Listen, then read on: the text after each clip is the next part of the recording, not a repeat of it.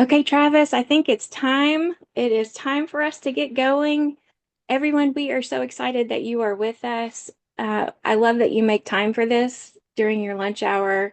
I love that you want to learn more. That's just an incredible quality in a person. So thank you for making time for us. Thank you for being here. My name is Andrea Bishop. I direct the Center for Leadership and Development at Harding University. I am so excited you've joined us for the second webinar in our leadership storytelling series. We're running this all during the spring semester. These webinars are instructional as well as just super cool. I mean, they're fun. And you can get a free micro credential for watching 4 of them and sending me in some of your takeaways. It's like a 2-for-1. It's wonderful. Our storyteller today is going to tell us a few true crime stories, which is, I mean, that's amazing enough. But while we're listening, we are also going to try to step back just a bit and see the broader perspective of how a story can help us lead and help us teach. So, one of the very best tools in a leader's toolkit is actually a story.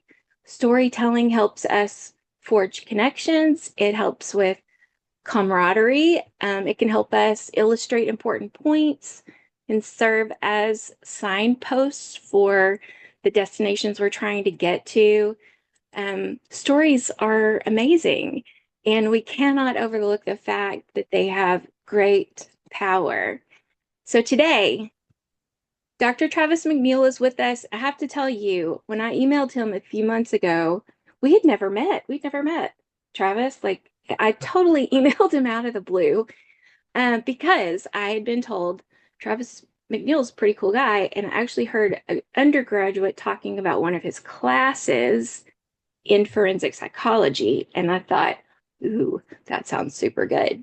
So I asked if he would consider joining me. And when he suggested this topic, I literally clapped and like did a little happy dance in my chair because I thought this is perfect. I mean, it's wonderful. So thank you, Travis. Thank you for saying yes. I want to give you a minute to tell us a little bit about yourself, about your background, and maybe why true crime draws you in. Well, first, let me say thanks, Andrea, for having me today. I feel honored to be invited to the Storyteller series. I absolutely love great stories.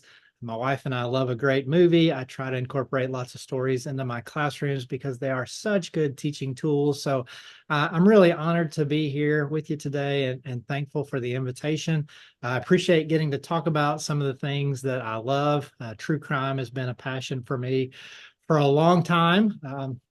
Well, like as a student at Harding, like many of our students, I had a lot of areas of interest. But while I actually came to Harding planning to be a sportscaster, my original major was mass comm, and I wanted to sit at the ESPN Sports Center reporting desk. That's what I wanted to do with my career.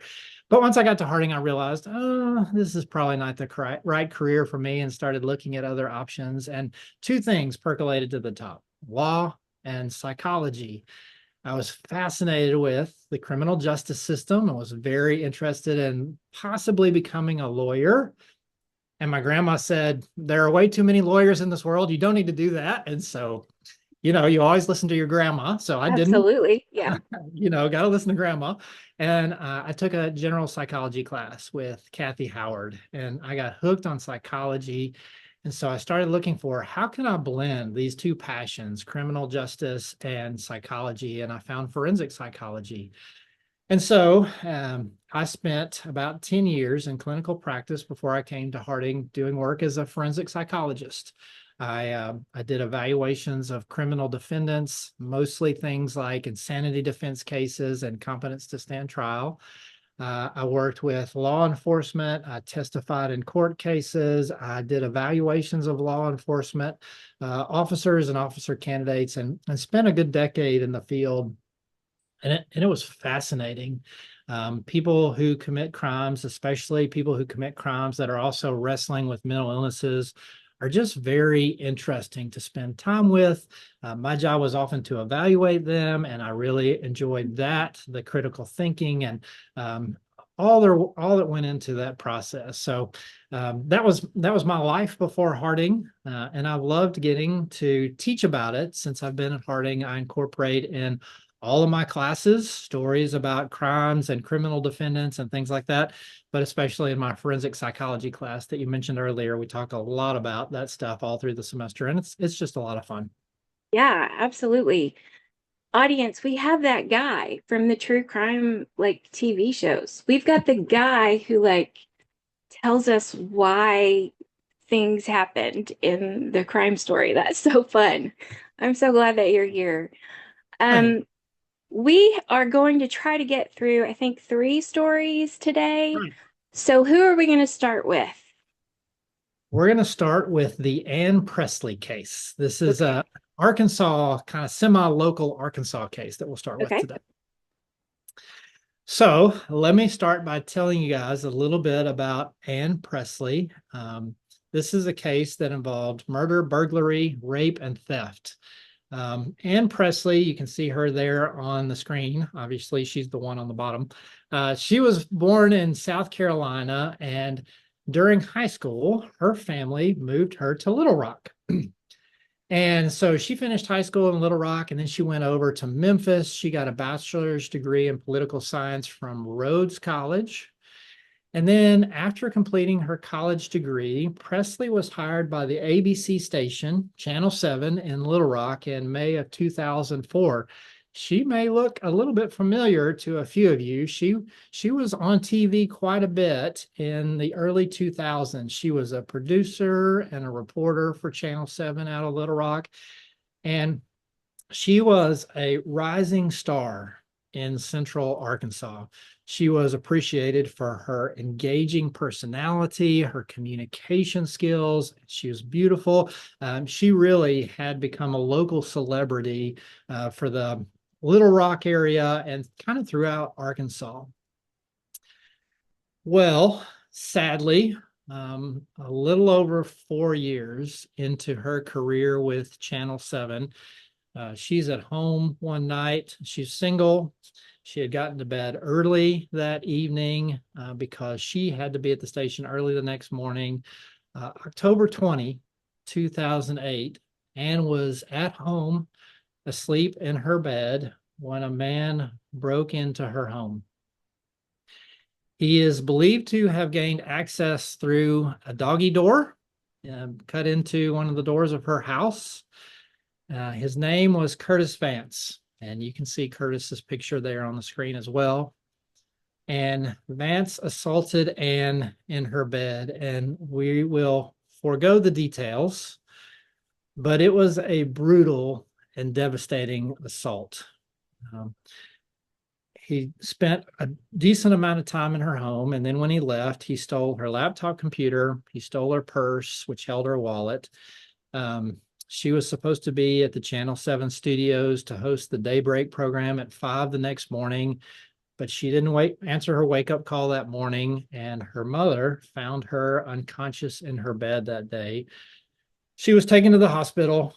She was unconscious and she never woke up. She died 5 days later as a result of her injuries. At the time of her death, Ann Presley was only 26 years old.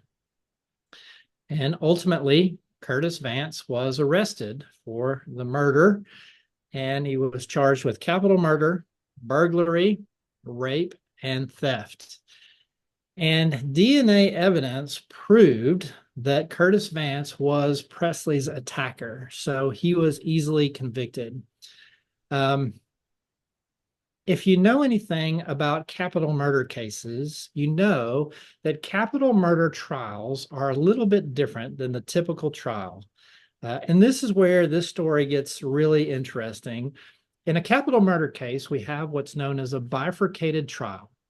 So you have a guilt phase where the attorneys present evidence and witnesses and work through all of it so that the jury can determine whether or not the perpetrator is, the defendant, I should say, is guilty of the crime. But then, unlike all other cases, in capital murder cases, you have a second phase where there are witnesses and testimony because the jury needs to hear additional information to help them make a big decision. In a capital murder trial, it's either life in prison or execution. And that is a weighty decision.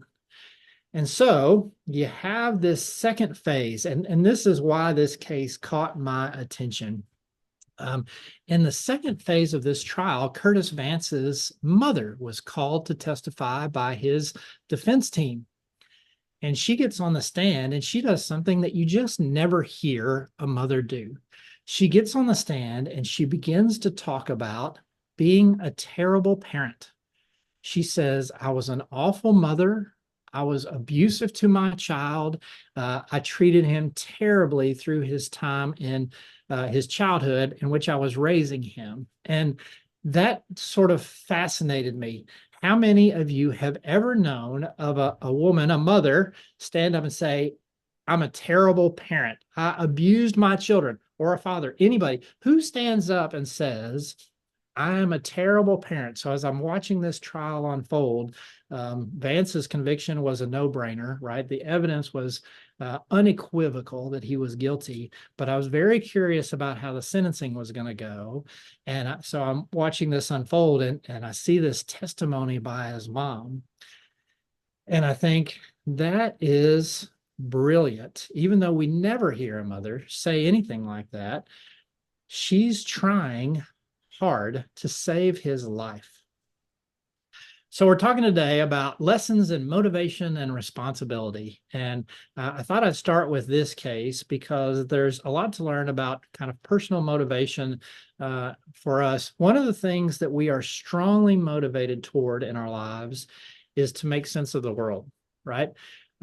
We want to understand the things that are happening around us in the world. A world that we cannot understand is scary because it's unpredictable, it's chaotic, and it's confusing. And so we have a strong motivation as we experience things in the world to create cognitive explanations for them. And when people act in our world, we make cognitive explanations for their behavior in our minds. And this is the idea behind what's known as attribution theory.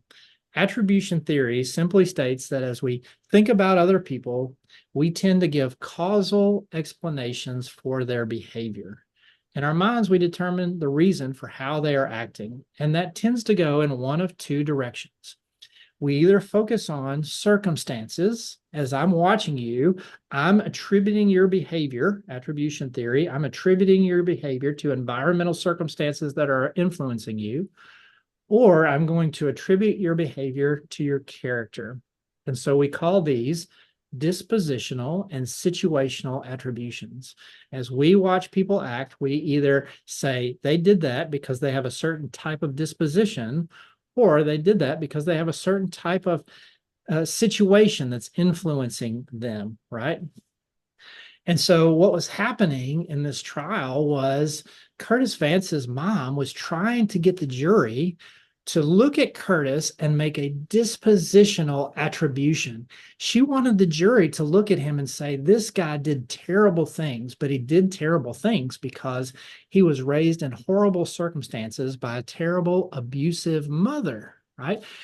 And she knew that if she could convince the jury that that's why he did this, she would probably save his life. And that's really true. In these trials, when juries reach dispositional attributions of the defendant, they did it because they're an evil person, they will sentence the perpetrator to death. But oftentimes, when they make situational attributions, when they say this person did it, but they had terrible circumstances that have ultimately led to these choices and this behaviors, oftentimes they will forgo the death penalty and they will sentence them to life in prison. And so we're constantly motivated to make sense of our world, making explanations in our mind for people's behavior, either dispositional or situational. This is attribution theory. That's okay, that's amazing. And that was a great start. I mean, you get 100% for that, Travis. So Thanks. let's let's take attribution theory and really quickly show how that could be part of a leader's, regular day. Let's say you have an Sure. employee who like comes in late very regularly. How does this apply? Well, we're going to make explanations in our mind for their behavior, and this is one of the reasons why proactive, um, effective communication is so important when we lead, because we really oftentimes make explanations for people's behavior that are inaccurate, that are devoid of lots of valuable information, right? And so one of the things I think this teaches us, if we're going to lead well, we need to be well connected to the people that we're trying to lead. We need to communicate effectively with them. When we have concerns about their behavior, we really need to, frankly, address those, discuss them, and try to understand what factors we may not recognize are in play, and try to understand how our internally derived explanations for their behavior may be incorrect, because that can certainly lead us to wrong outcomes if we're not careful. Mm. That's really good. So I might assume that my employee is just lazy and, that's why they keep showing up late, but that actually may very well not be That's the exactly reason. that's exactly. Okay, And that's what's going very, to very good. happen in that case is you're going to start treating them as if they're lazy. They're going to start responding to your cold and your coldness and your distance. And so they're going to start being cold and distant themselves. And the rift between you two is only going to grow from there. Communication. That's, We talk about it in every leadership class ever. It's really yes. important. And this is some of the background for why it is so important. Some of these cognitive explanations that we're creating, it's very important to feed them with as much accurate information as we can. And Yeah. communication is the key to that. That is so good. And you don't know this, but well, I mean, you just said it. Every leadership class has an element of communication in it. It's sort of like our theme for the Master of Arts in Organizational Leadership is courageous communication.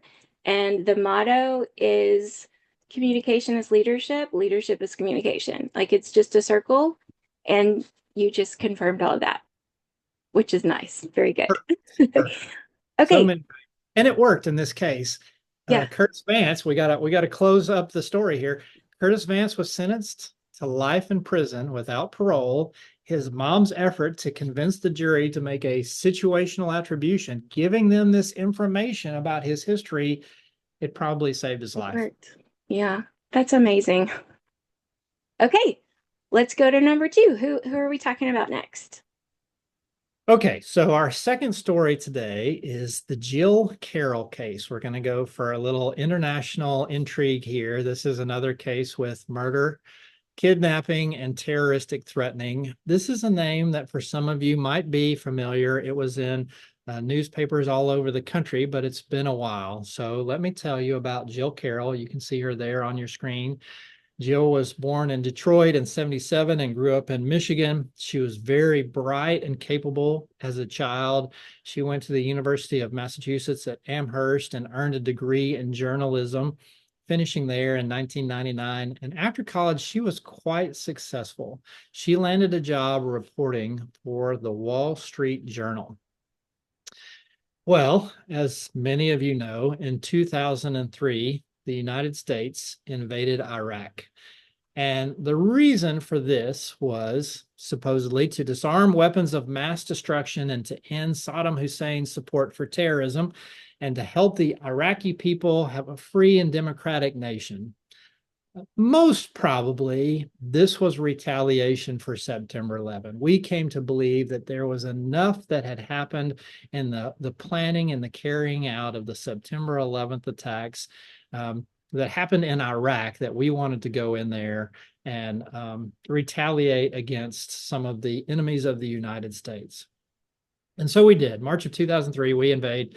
Later that year, Jill decided to travel to Iraq to work as a freelance journalist covering the Iraqi war. She reported for the Christian Science Monitor. She also provided commentary for news networks like MSNBC. She was good and she was known. And so she goes over to Iraq in 2003, and she stays there for a long time. In 2006, Jill is driving down the road. She's in a car along with her interpreter and driver, and they were ambushed by masked gunmen. They jumped in front of her car.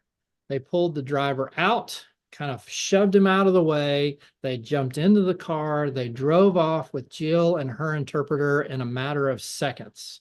Thankfully, Jill's driver escaped unharmed. Unfortunately, they went a little ways down the road. They pulled him out of the car. They pulled the interpreter out of the car. They shot him and they threw him on the side of the road. And they took Jill to an undisclosed location. And 10 days after her abduction, a video from her kidnappers was aired on the news network Al Jazeera. And the video showed her alive and in their custody. You can see on the screen a screen grab from that video. You can see that she's kneeling. She's got three hooded men with weapons standing around her in a very threatening position. But the video demonstrated that she was alive and in their custody, of course. And at the same time that this video was released, the group sent a message giving the United States 72 hours to release all female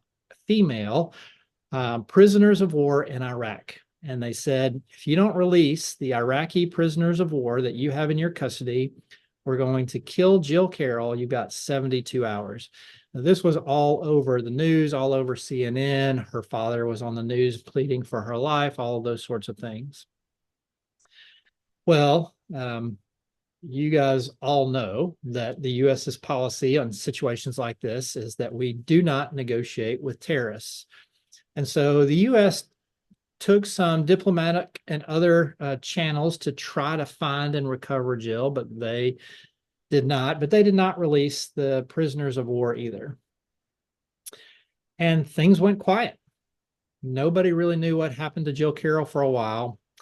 About 2 weeks later, so well past the 72-hour deadline, another video was aired on Al Jazeera with Carroll crying. You can see her, you can't hear her, but you can just see her crying. This is a screen grab from that video. She's pleading for the Iraqi prisoners to be released. It's believed, although again, we can't hear her. And the video included the logo of a militant group called the Brigades of Vengeance. 10 days later, a third video is released with Carroll pleading for supporters to do whatever is needed to secure her release. A television station had reported that the terrorists had communicated to them if their demands were not met, Carroll would be killed on February 26th. So the U.S. is given a 72-hour deadline. It doesn't pass. We get another video 2 weeks later, and then another video 10 days later. And that tells us she's still alive, but they reiterate the same threats. Release the prisoners, or February 26th is the day we're going to kill her. Again, the U.S. did not succumb to those demands. And ultimately, it became clear to the kidnappers that the prisoners were not going to be released. So 81 days into her captivity, the kidnappers went to Jill and offered her a way out. They said, we've already killed another American hostage.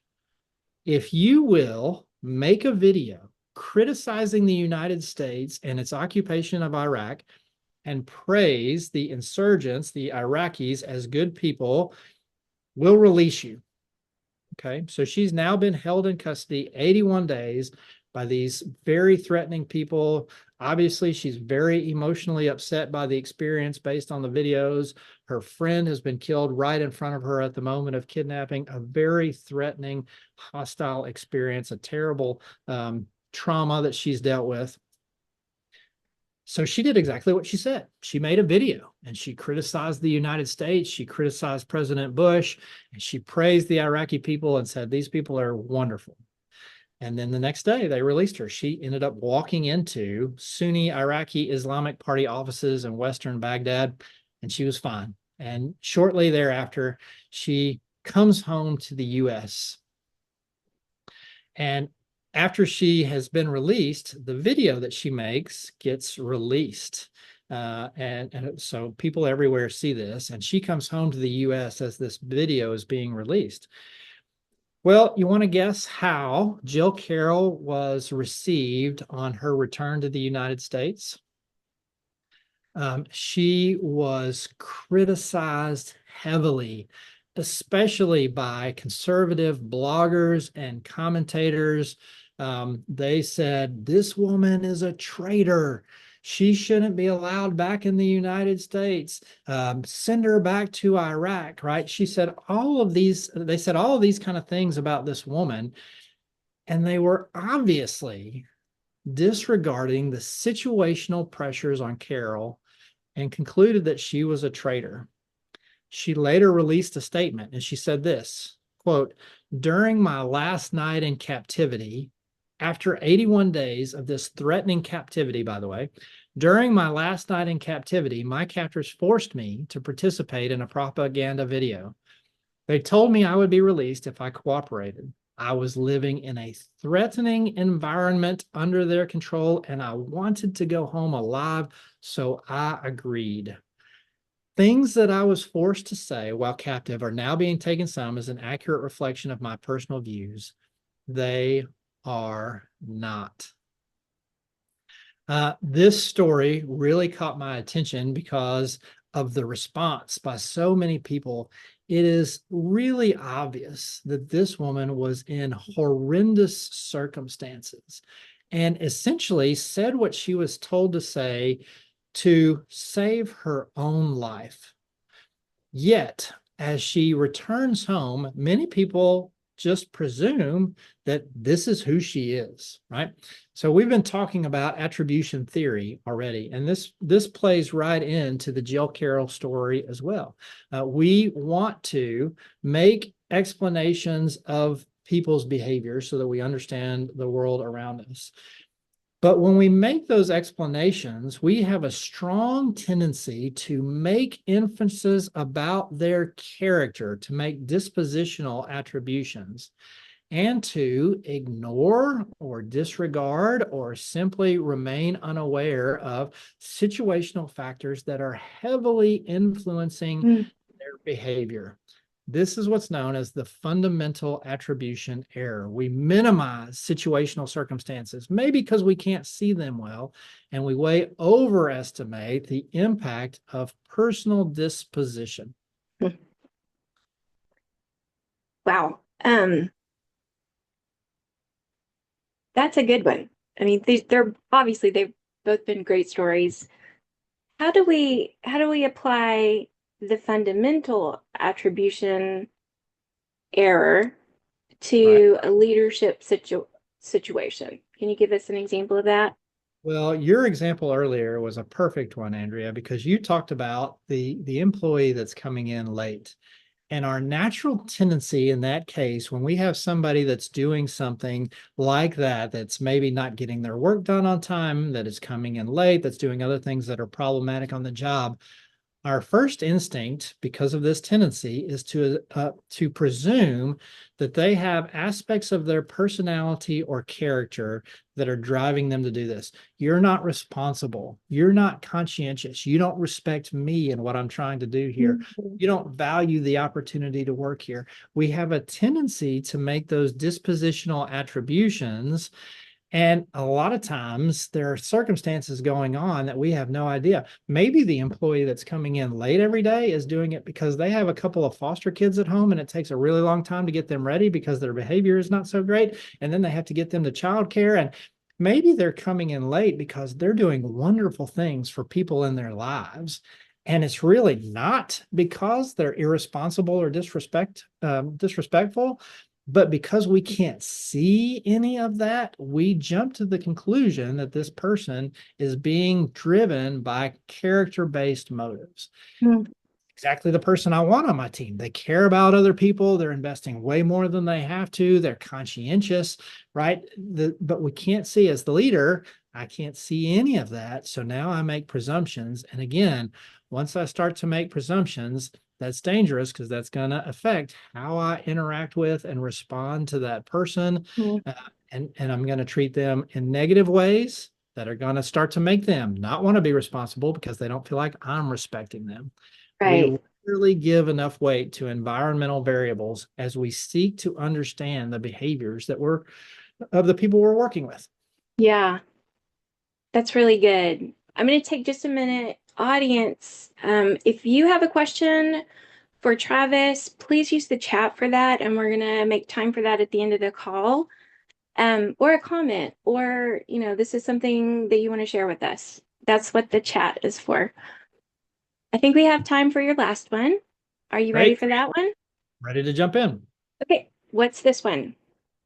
All right. So our third story is another murder case. This is the story of Kitty Genovese, and this one is probably a bit more famous. So let me tell you her story in case you don't know it.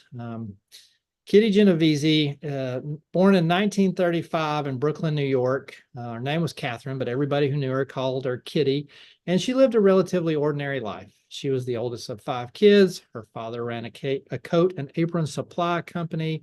Mother was a homemaker, and Kitty grew up attending an all-girls high school. And she was popular and she was sociable. She enjoyed the arts. She enjoyed English and music classes. She was known as this energetic young woman who had a zest for life.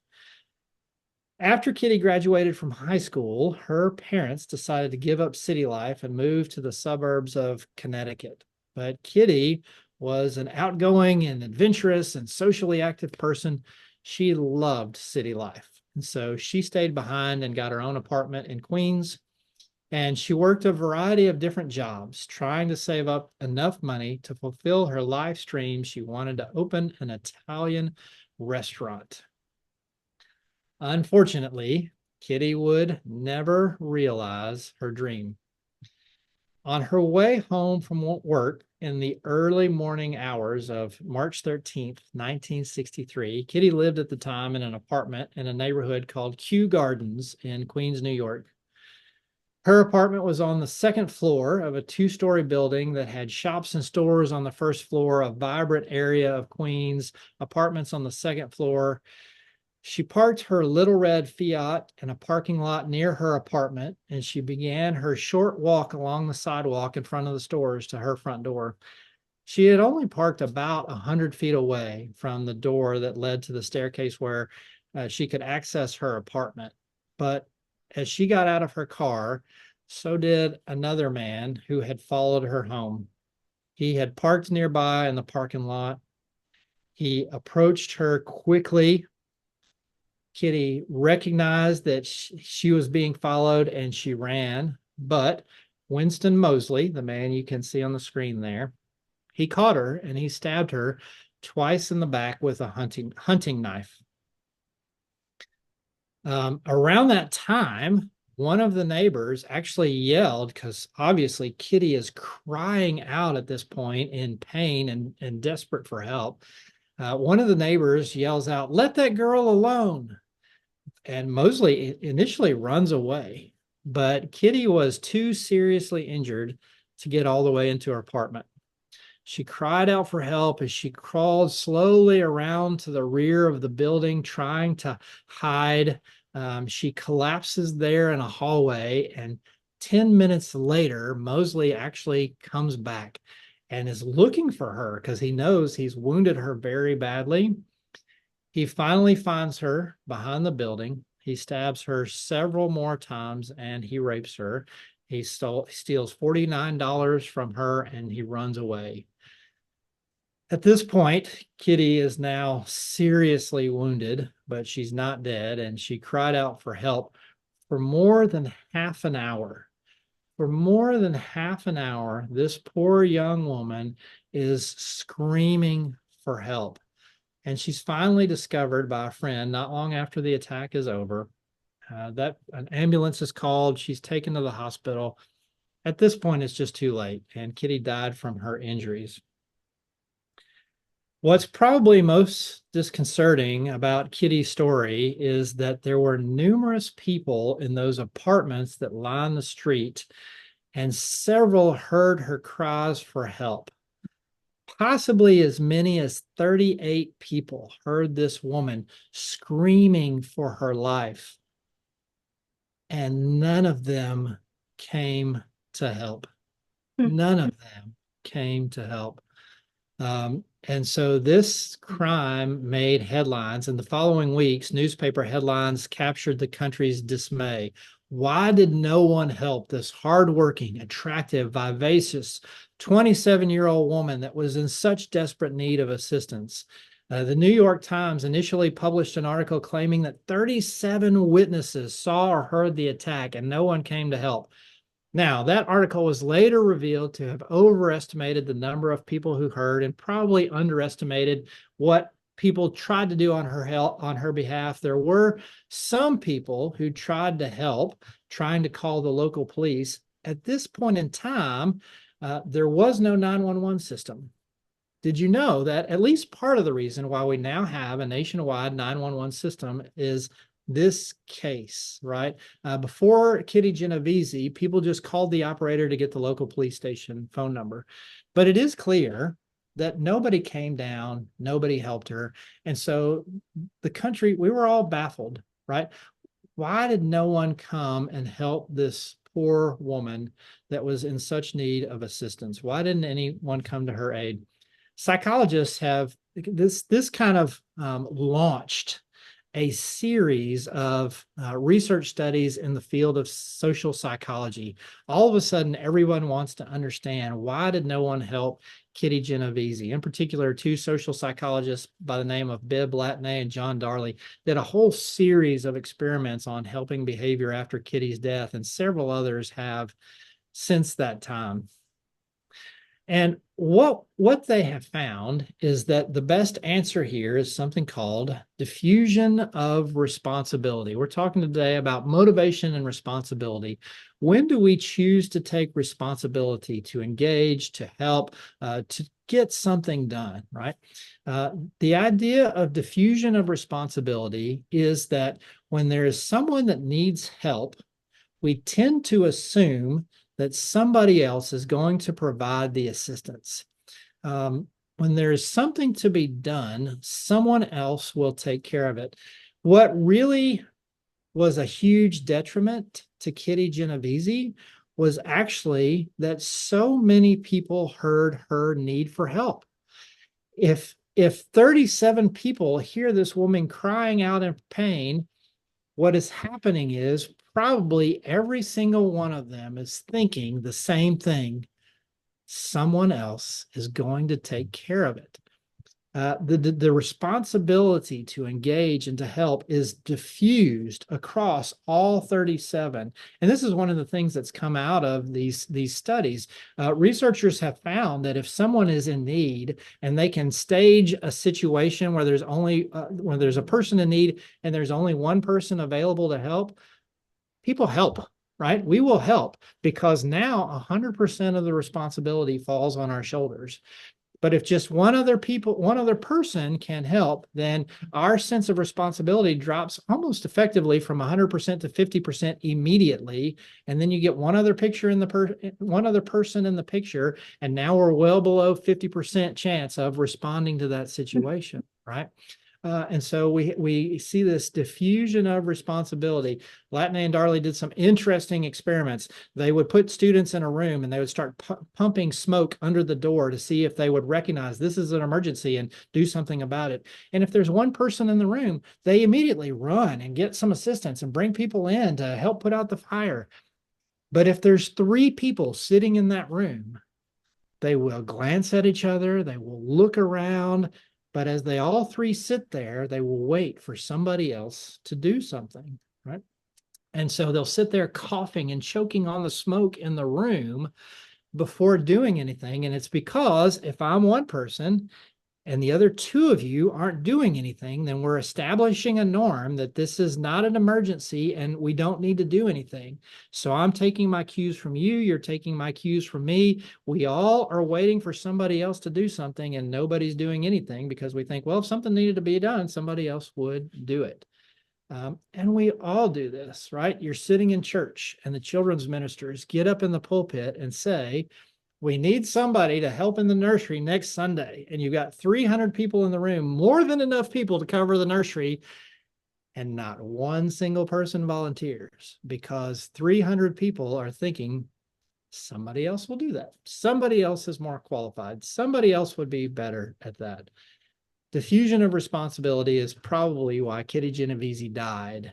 Everyone who heard her cries thought to themselves, somebody else is going to help her. Surely someone else has already called the police. And because they all thought that way, nobody acted. Mm. Another phenomenon that is relevant here is one that has to do with our perception of fairness in the world. Do you believe in the idea that what goes around comes around? Most people actually do. This is a phenomenon known as the just world phenomenon. And essentially, many of us look at life with the expectation that life is fair and just. This perception can be especially problematic when we see others have bad experiences. We may assume that they're getting what they deserve, right? People may presume that some woman who's running around at 2 in the morning, Kitty was coming home very late because she had worked at a bar. And so she shouldn't be out this late. If she, this, she's doing things that cause her to get what she deserves, right? And if somebody is getting something negative, they deserve that. We hear this in how people talk about illnesses, interestingly. Someone will get diagnosed with a serious or maybe a terminal illness, and they'll say this, they'll say, I don't know what I did to deserve this. And you hear in that thread this cognitive bias toward believing that what happens in the world is fair and just. And so we see the homeless person on the side of the road, and we presume that they have made some bad decisions and they've ended up in a situation that's fitting for the choices that they've made because the world is fair and just. Mm. That also puts us in a position of feeling like we don't have any responsibility to help them. If what's happening to Kitty is fair to Kitty, then why do I need to help her? This is what's supposed to be happening, right? Mm.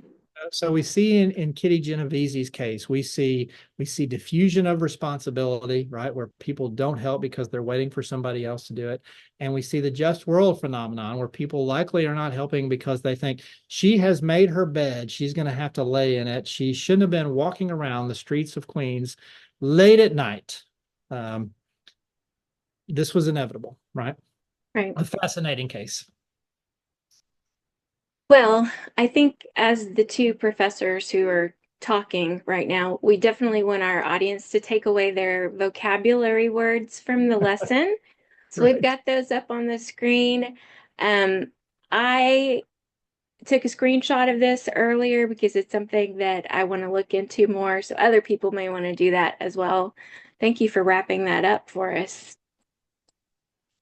Happy Okay, to. so we have one comment in the thread that I'm going to come to in just a minute. I do think we might have time for me to tell a quick personal true crime story and maybe get Great. your input. Okay. All right. Okay. Fabulous. All right.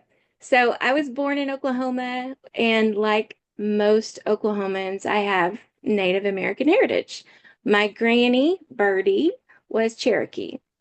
She grew up in Eastern Oklahoma, and I always knew her as someone who was very quiet. My grandpa Stark was the storyteller in the family. He was loud, he was boisterous, and he made people laugh. And Granny told me one time she married him because he made her laugh. And after you hear the story, you'll realize how meaningful that is. Um, when she was 10 years old, she and her mom were in their cabin in Eastern Oklahoma. Her dad and brothers were out fishing and hunting. They were gone for a couple of days, and men broke into the cabin, assaulted both of them, Oh and no. murdered my great grandmother Oh no. right in front of 10-year-old Birdie. My. So I know. So the men in the family came back the next day. It was at least 24 hours after the murder. And she'd been in the house that whole time. They didn't have close neighbors by.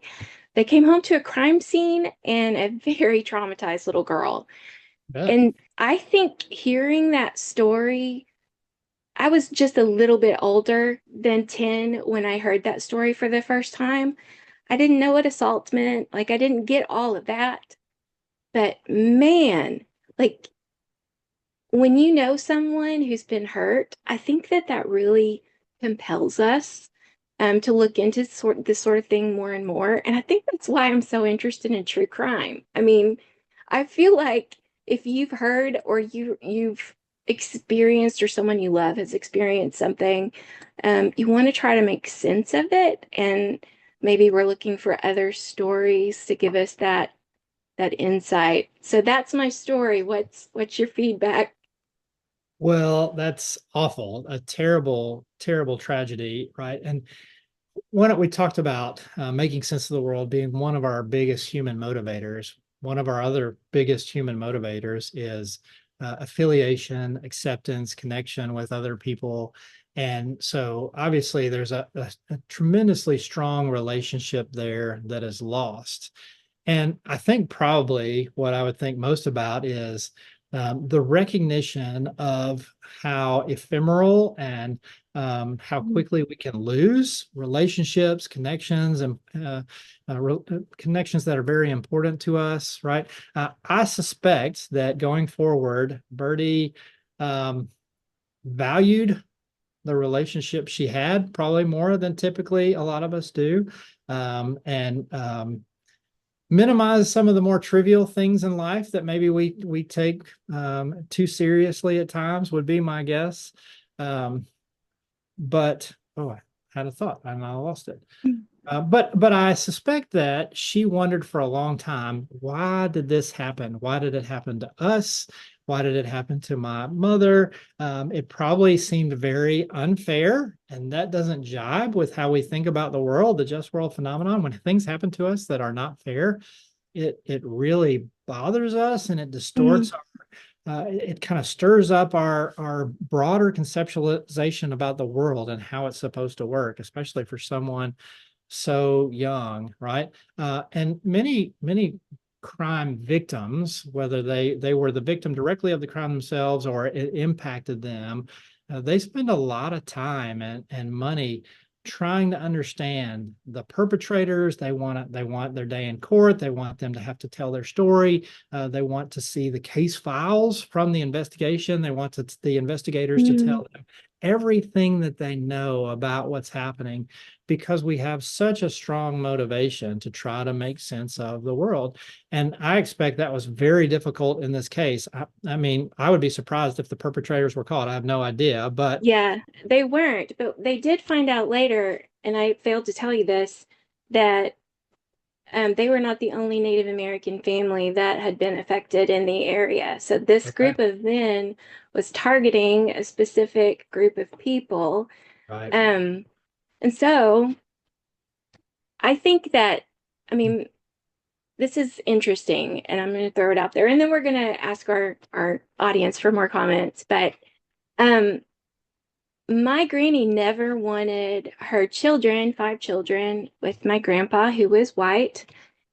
She never wanted them to claim their heritage. Oh, yeah.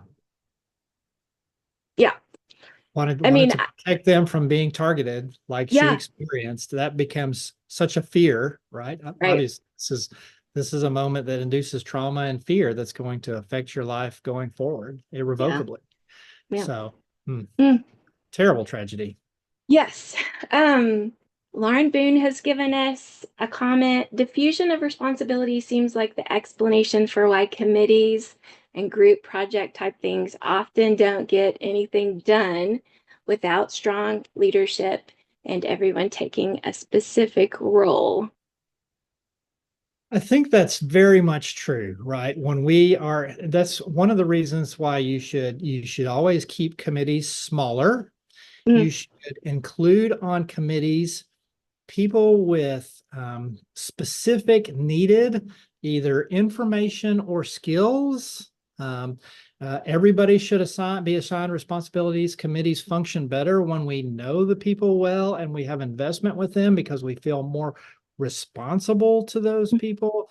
And when each person's individual input is measured or acknowledged in some ways. And if you're not doing some of those specific things that can really make groups be effective, committees be effective, you will have this for sure. We also talk a lot about social loafing, right? Social loafing is really this kind of diminished responsibility. It's why our students hate group projects because they know that there's going to be, especially our conscientious ones, there's going to be 3 or 4 people that are going to slack off and they're going to have to shoulder the load if they want to get the A that they do want to get because they're our conscientious students. And so mhm. absolutely, that's a great application and exactly why some of that social loafing happens. The diffusion of responsibility is it. Yeah, that's really good. Thank you for that comment, Lauren. If anybody else has one, we probably have time for at least one more question. While we're waiting on that, I was going to share because while you were talking, I thought I just experienced that. In the fall, I was on a committee that was possibly the most effective and enjoyable work that I have ever done in my career with another group of people. There were 4 of us, and each one of us had a very specific reason for being on the team. I was the leadership and rhetoric and communication person. Somebody else was there for something like we all had an area of expertise. And so while we were evaluating curriculum, so while we were evaluating, I didn't mess with anybody's science stuff because I didn't have any input with that. But if there was something with leadership or rhetoric or writing, that was mine. We had the most, I mean, number one, it was enjoyable, but it was like we just worked so well together. And I thought, I've been missing this sort of committee work my entire life. Like this is it. Yeah. That's when it really gets fun. I'm going to tell you, I had that experience on the FLC. The FLC was a lot of work, but everybody who was there was really invested and was willing to take on specific responsibilities. And we felt like we got a lot of good completed on behalf of the faculty and for the faculty's benefit when I was on the Mhm. FLC. And it's very rewarding when you Yeah. when you get into a group like that and you're really working well together and everybody has something very meaningful to contribute to the process. Right. It feels great. It's so Yes. satisfying and rewarding. Yes, it is. Kevin Atkinson has said, Travis, was there ever a motive discovered for the Presley case? Um, my understanding is that Curtis Vance was a fairly disturbed individual. I think a lot of the motives stemmed from he also committed another assault, and I think it had mostly to do with psychological disturbance. Maybe because of some of the abuse he experienced as a child, right? Those early attachment bonds are important to the development of our capacity for good relationships and good mental health. But I think he was just a fairly disturbed individual. I think there might have been um, some things that tend toward a bit of psychosis in his case. Obviously, there's a strong antisocial component, and obviously there was a strong sexual component to his case too. And so I think when we think about psychological abnormalities in a few different areas of his functioning, he's a relatively disturbed young man. Yeah. Yes. Okay, we've got just a couple minutes left. I always try to wrap up a couple minutes early. And I will be very, very mad at myself if I forget to do something, and that is share our next webinar and the sign up. Um, if you did not join us in January, we had a fantastic storyteller. Jack Shock shared his experiences after 9/11. He was part of the relief crew. So he shared experiences from that. And of course, Travis has given us wonderful true crime. I am very excited to learn from Dr. Tiffany Byers. If you don't know Tiffany, she's remarkable. She's a lovely person, and she just has like these really thoughtful, encouraging experiences in her life that I think that we would all benefit from hearing, especially in the climate that we are in right now in the United States of America. Come on March 19th and be encouraged because I think that you definitely will be. You can scan that QR code.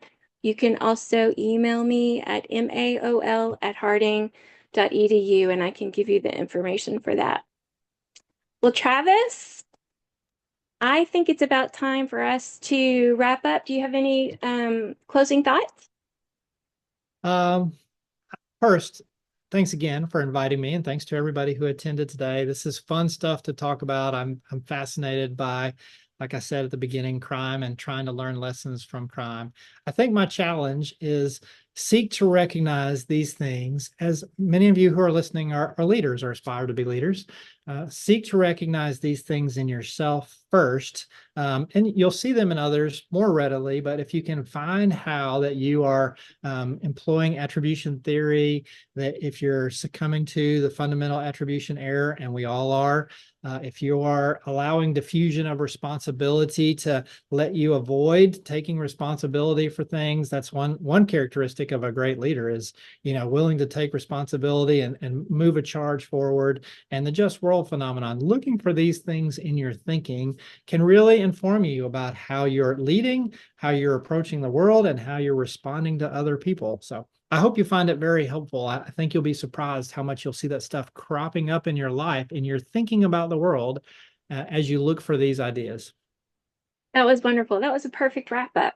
It was like you wrote that out, and I know you didn't. So, Good. thank you. Thank you so much. Audience, we are so glad that you were with us today. If you want the recording to share with anyone, I'm happy to share that later today. Thank you, everyone. I'm going to sign off. Have a great afternoon. Bye. Bye, everyone.